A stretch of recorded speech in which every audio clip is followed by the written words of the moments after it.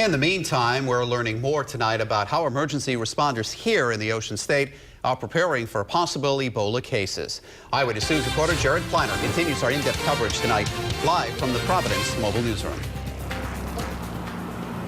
Mike, good evening. Well, infectious disease protocols, of course, have been in place for years, but Ebola is different. It is new to us here in the West, and the Providence Fire Department says it is acting accordingly.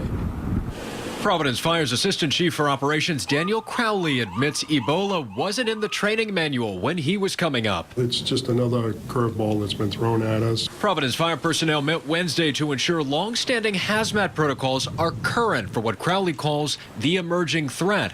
This as one city's Ebola response is being heavily scrutinized. Obviously, Dallas, we're trying to be prepared. We're trying to be proactive, be ahead of it, and have our best defense. Officials tell Eyewitness News it starts with a three-pronged plan, screening incoming calls for potential Ebola symptoms, giving crews all the critical information to respond to a possible infection, and making sure protective equipment and training are in abundance. Chief Crowley showed Eyewitness News the so-called Level A suit and gear. When they get on the scene, they're going to don their protective clothing, and they'll wear that, and they'll have an N95 respirator mask on, goggles, and a Tyvek suit.